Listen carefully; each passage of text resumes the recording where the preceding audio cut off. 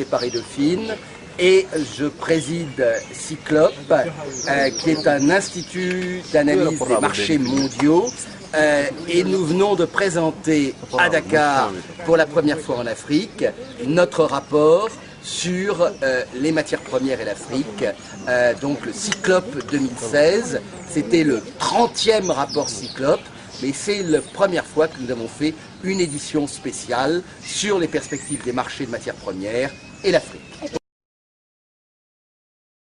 Parce que l'Afrique représente en termes d'enjeux de développement le continent, à mon sens, le plus important au XXIe siècle, que les matières premières comptent énormément pour le développement africain, alors que, paradoxalement, l'Afrique compte assez peu pour les matières premières.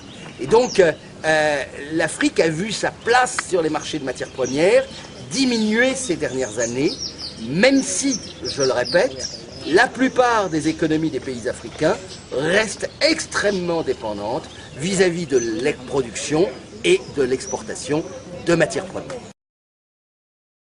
Alors, la situation, nous publions ce rapport, nous l'avons publié au printemps 2016 pour le rapport Cyclope et donc à l'automne 2016 en français et en anglais pour le Cyclope Afrique.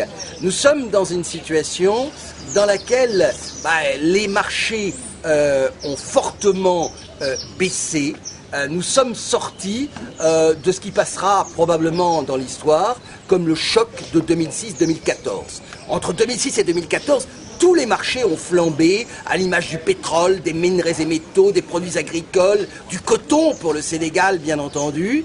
Et aujourd'hui, nous sommes dans une phase où les prix sont orientés à la baisse.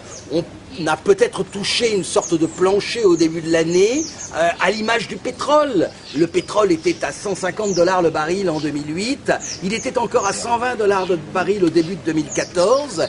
En janvier dernier, il était en dessous de 30 $ le baril.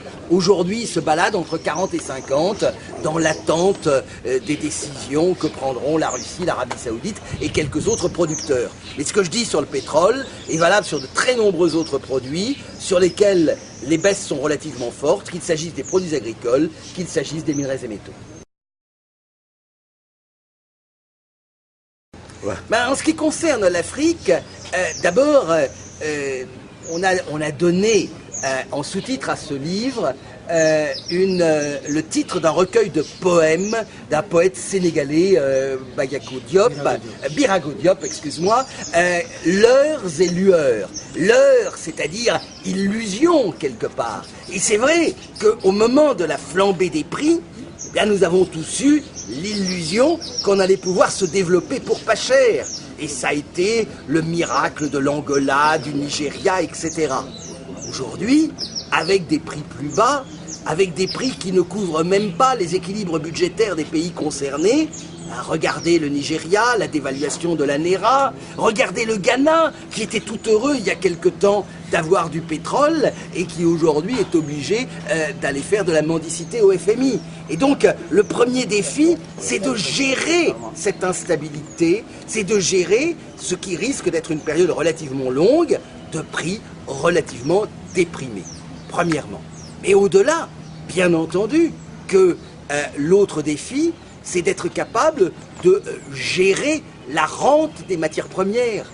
Le Sénégal a découvert du pétrole et du gaz.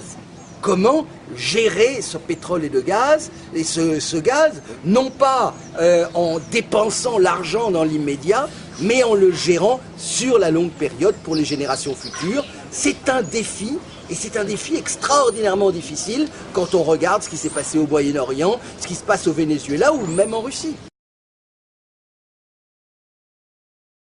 Alors, les marchés sont mondiaux. Et de toute façon, aujourd'hui, le prix mondial d'un produit, personne ne le contrôle.